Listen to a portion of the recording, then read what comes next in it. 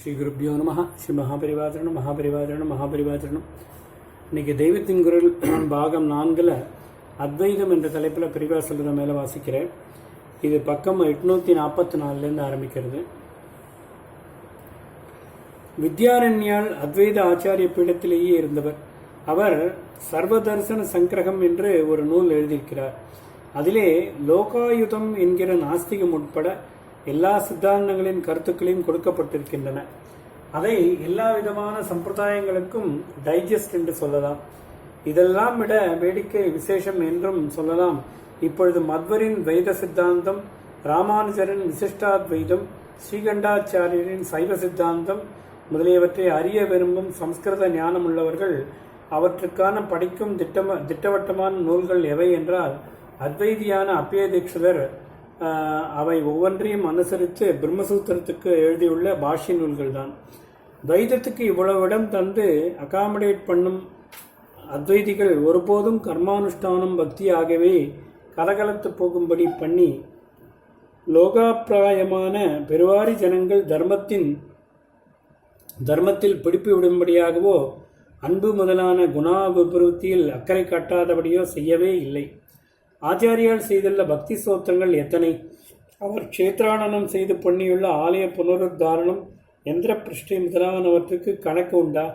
இன்றைக்கும் அவர் பேரில் நடக்கிற மடங்களில் வைதிக கர்மானுஷ்டான வேத அத்தியதாதிகளுக்கும் சகல ஜனங்களும் சாஸ்திர வழிப்படி தர்மாச்சரணை பண்ணவும் பூஜை, ஆலய கும்பாபிஷேகம் முதலியவை நடத்தவும் தானே விசேஷமாக ஊக்கமும் கொடுத்து உபதேசம் செய்தும் வருகிறோம்.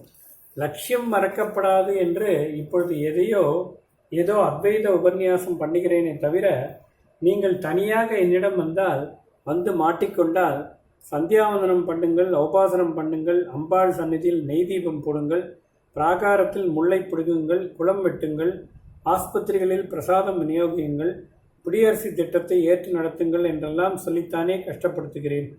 இப்படியெல்லாம் துவைதமாக கஷ்டப்படுத்தியே ஏற்கனவே சம்பாதித்து கொண்டுள்ள துவைத கஷ்டத்தை போக்குவதற்கு ஆரம்பிக்க வேண்டும் என்று ஆச்சாரியால் உத்தரவு போட்டு விட்டு போயிருப்பதால் தான் இந்த மாதிரி செய்கிறேன்.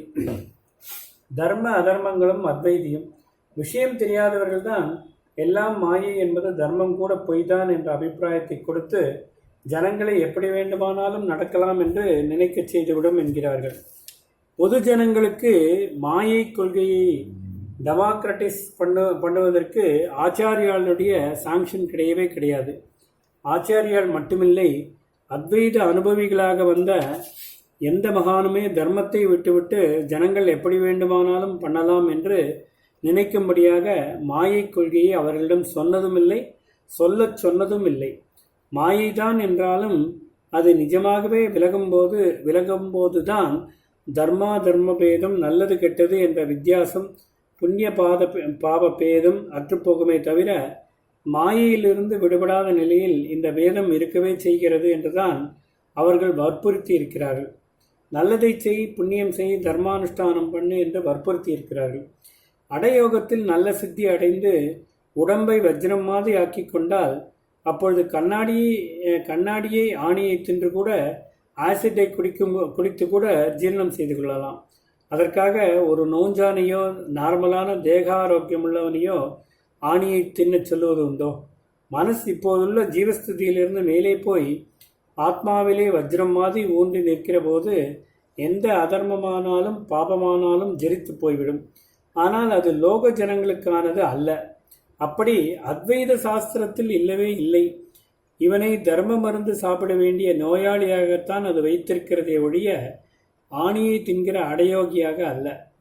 ஞானியும் வினைப்பயனும். ஞானி அதர்மம் தர்மம் இரண்டுக்கும் மேலே போனவன். பாபம் கெட்டது எல்லாமே அதர்மம்தான். தர்மம் என்பதில் புண்ணியம் நல்லது என்கிற எல்லாமே அடங்கிவிடும்.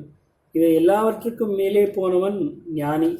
ஆத்மாவாகவே இருந்து கொண்டிருக்கும் நிலைக்கு கீழ்ப்பட்ட துவைதத்திலேதான் இருட்டு வெளிச்சம் இன்பம் துன்பம் என்று துவந்தங்கள் இருக்கிறார் போல நல்லது கெட்டது புண்ணியம் பாபம் தர்மம் அதர்மம் என்ற இரட்டைகளும் இருக்கின்றன. மாயா சிருஷ்டியில் வருகிறவையான இவை எதுவுமே ஆத்மாவை பாதிக்காது. அதாவது ஆத்மாவை அறிந்த ஞானியை பாதிக்காது. இப்படி சொன்னதால் அவன் புத்திபூர்வமாக உத்தேசித்து அதர்மமான பாவம் பண்ணி ஒருத்தருக்கு ஒரு கெடுதலை விளைவிக்கலாம் என்றோ அப்படி அவன் விளைவிப்பான் என்றோ அர்த்தமில்லை. ஞானிக்கு புத்தி பூர்வம் உத்தேசம் என்பதெல்லாம் ஏது? புத்தேகே பரதஸ்து சக என்று புத்திக்கும் மேலாக உள்ள ஆத்மாவில் தன்னை ஸ்தம்பம் மாதிரி நிலைநாட்டி கொண்டவன் அவன் என்று பகவான் சொல்லியிருக்கிறாரே. ஆகையால் அவன் நம்மைப் போல புத்திபூர்வமாக ஏதொன்றும் உத்தேசித்து செய்யவே மாட்டான்.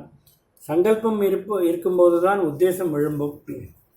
மனசற்று போன ஞானி சங்கல்ப விகல்ப ரகிதன் அல்லவா? நிர்விகல்பம் என்பதே அவன் இருக்கும் நிலை. பழைய கர்மாவில் இந்த ஜன்ம அனுபோகத்துக்கு என்று ஒதுக்கப்பட்டதாக பிராரப்தம் என்று இருப்பதில் இன்னும் அனுபவிக்க வேண்டியுள்ள பாக்கியை தீர்க்கவே அவனுக்கு சரீரம் இருக்கிறது. சஞ்சிதம் என்பதாக மூட்டை கட்டிய ஜன்மாந்திர கர்மாக்களிலேயே இனிமேலே ஜன்மங்களை கொடுக்கக்கூடியதாக உள்ள எதையும் விட்டு வைக்காமல் அதை ஞானாக்னியால் எரித்துவிட்டவன் அவன். இந்த ஜென்மத்தில் பண்ணின கர்மா ஆகாமி என்ற பெயரில் ஒன்று சேர்ந்து மறுபடி ஜென்மம் தராதபடியும் அவன் ஞான தீயிலே பஸ்மம் செய்து விட்டவன். ஆனாலும் இந்த ஜென்மாவுக்கென்று ஏற்பட்டு பலன் கொடுக்க தொடங்கிவிட்ட பிராரப்தத்தை மட்டும் அவனால் எரிக்க முடியாது. வில்லிலிருந்து விடுபட்டுவிட்ட அம்பு மாதிரி அது. அதை நிறுத்த முடியாது. வில்லில் பூட்டி எய்யாமல் ஏற்கனவே அம்புரா துணியில் இருந்து கொண்டிருக்கிற அம்புகளை அப்படியே தோளிலிருந்து எடுத்து போட்டு விடலாம். புதிதாக ஆர்டர் கொடுத்திருக்கிற அம்புகளை வாங்கி கொள்ளாமலும் இருக்கலாம். இப்படித்தான் சஞ்சித ஆகாமிகளை ஞானி போக்கிக் கொள்வது. ஆனால் நாணை இழுத்து பிரயோகம் பண்ணிவிட்ட அம்பை எப்படி நிறுத்துவது? அப்படித்தான் பலன் தர ஆரம்பித்துவிட்ட பிராரப்தத்தை நிறுத்த முடியாததால் அதை அனுபவிப்பதற்காகவே இன்னமும் அவனுக்கு சரீரம் இருக்கிறது. ஏற்கனவே புத்திபூர்வமாக சங்கல்பித்து செய்ததன் விளைவுகள் மட்டும் இப்பொழுது நேருமே தவிர புதிதாக அவன் எதையும் நினைத்து உத்தேசித்து பண்ணுவதில்லை. ஓம் ஸ்ரீ குருப்யோ நமஹ. ஸ்ரீ மகாபரிவாச்சரணம் மகாபரிவாச்சரணம் மகாபரிவாச்சரணம்.